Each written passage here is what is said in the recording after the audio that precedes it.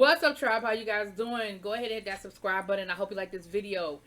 Schitt's Creek season 1 episode 3. So listen, you can find episodes 2 and 3 on the Apple on demand. That's how I got it. So I know they're only on episode 2 if you like watching it in real time, but you can catch episodes 2 and 3. So I'm not like giving y'all any spoilers. If you can go to the app and watch it on demand. So Margaret has decided, child, that whole situation with the baptism backfired.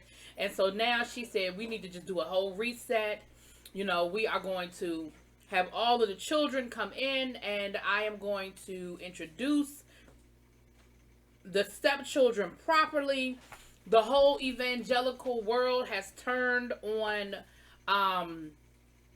Ginger. They are sending death threats. They are picketing and all that other stuff. And so they're you know, so that's the other way they're trying to dispel what's going on or what have you. Now, Jason doesn't want to be on camera. Well, for obvious reasons, Jason don't want to be on camera. You know why Jason don't want to be on camera? Because Jason ain't the real Jason. And because Rose knows that Jason ain't the real Jason, she's like trying to help out and like, Mom, because she wanted him to do viewer mail. And you know, he said, I don't really want to be on TV. I don't want to really be on camera. And Rose sort of covered for him, right? So, excuse me. I'm sorry. So, then Ginger was coming in. They were going to do a sit-down one-on-one interview. She had Antonio doing a cooking segment. They were going to blend cultures because, you know, Antonio's Latina, honey. And they were going to blend their cultures together. She had this whole thing set up, right? Now, right before they would get ready to go out on stage, the minister shows up with their investors. Now, come to find out that these investors are like the who's who of like business / underground. Like they have the governor, but then they also have some real shady characters. Now, Antonio sees one of the dudes and he fans out. Apparently, this dude is like MMA history. Like he is like the man when it comes to MMA. And Antonio is like, oh my gosh, oh my gosh, oh my gosh. Like, I really want to be with you. I mean, not be with you like that, but I really want to I want to be in MMA. I really want to work with you. And Franklin rolls up to him and Franklin says, listen, bro, you don't know who these people are. You might want to back up off of that. Like, don't, you know, you might not want to, you know, get too close to them because they got some shit with them. Now, when he introduced himself and he was like, yeah, my mom, you know, you knew my mom back in the day. Baby, when he said who his mother was, here you go. Everybody knew your mama. I said, oh. Did he just call his mama a hoe? And was Antonio too slow to pick up on the fact that he just called his mama a hoe? Anyway, now, the only person that's really being nice to Ginger is Rose. Rose, they are bonding. Like Rose seems like she's a really sweet chick. She's bonding with, you know, with Ginger. Child, her and Jason then got the kissing again. And of course, she's like, listen, I know you're not my brother in real life, but what we can't be doing is sitting here backstage kissing because everybody else don't know you ain't my real brother. Like, I'm gonna need you to calm down, bruh. Calm down. Then we have Eugene. Now let me tell y'all something. I am not sure. I'm gonna be honest with y'all. I think Eugene is dreaming. I think Eugene is still in that cabin with the lady down in the swamp because they show him walking and he happens to like stumble into like a convenience store, and the owner of the convenience store, who I know her face and I'm sure y'all gonna tell me who she is. Off the top of my head, I can't remember the actress's name, but she shows up with a vest and it already has his name embroidered on it. And she was like, yes, you know, we have a position open. You can start working at, you know, minimum wage. And in about a week and a half, you'll have half of a bus ticket to get you back. Just keep walking, Eugene. Just keep walking. And so he actually starts working at the store. And throughout the episode, they flash back to him and he's sitting in the store talking about all the mistakes that Margaret is making, because they're actually watching the episode, you know, they're watching the show as it's going on, and she's talking about all the mistakes that Margaret is making. And then at the end of I'm just going to go ahead and finish him out. Then at the end of the episode, we see him break into the register to steal some money, I guess to get himself money to get home, because he's like, I got to get back because Margaret is screwing everything up. And next thing you know, like literally no sooner did he close the damn cash register, old girl pops up and already got the police. And he was like, well, I wasn't really stealing. She was like, no, that's exactly what you were doing. Just keep walking, Eugene. Just keep walking. And they got him in handcuffs and they take him off. So I really think that he's dreaming. I think he is dreaming about all the things that is going on because he know how he left stuff. Now, anyway, back to the studio. The investors are showing up because, of course, they are a little bit nervous about what's going on. They don't like what they see. They're not sure that Margaret can handle things. And they are there to keep an eye on what's going on. Now, the minister, though, Paul, Saul, him, he seemed to be in good with the investors. And I feel like that he called them to come. And Franklin feels like they called him too. Right? And so, of course, Margaret sees the investors show up and she is feeling some kind of way like, what are they doing here? Like, oh, and she knows exactly why they did too. Like, they're here because they don't think that I can handle things. They don't think I'm in charge and I really got it going on. Now,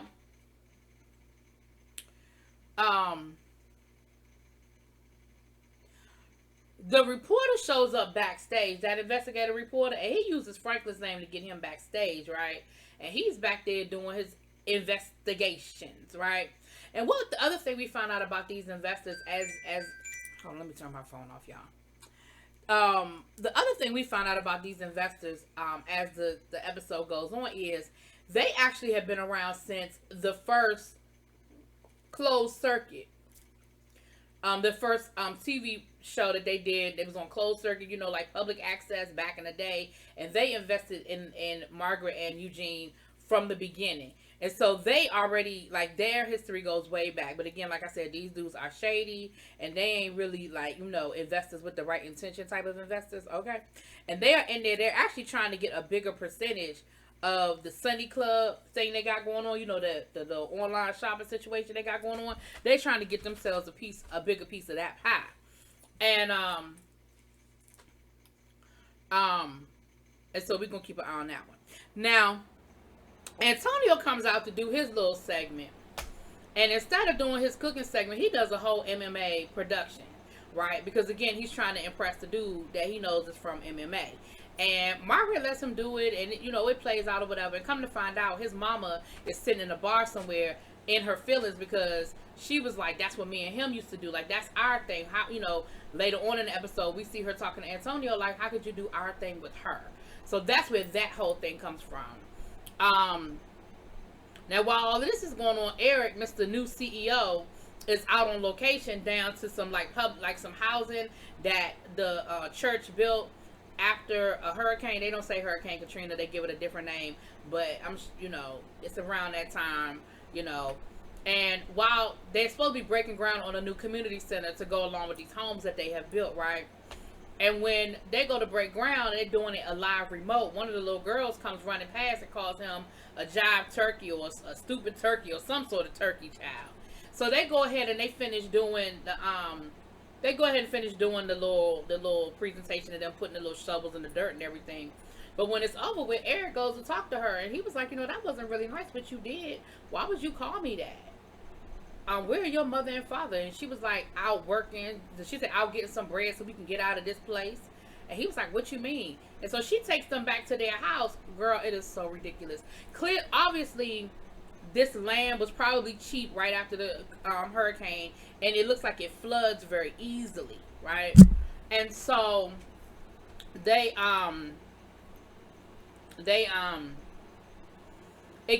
house keeps flooding. The cylinder fell in. It's mold all over the place. When they step inside the house, it is wet. Like, the little girl got on rain boots because the floor is soaking wet.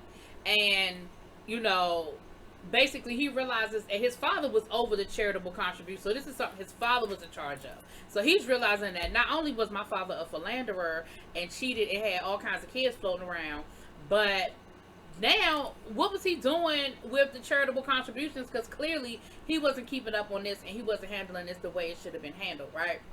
So immediately Eric is like, I need to go talk to my mother about this. And his wife told my son, no, you don't need to go running back to mommy. You go talk to Saul about it. He can help you. The last thing you need to do is to go running back to mommy.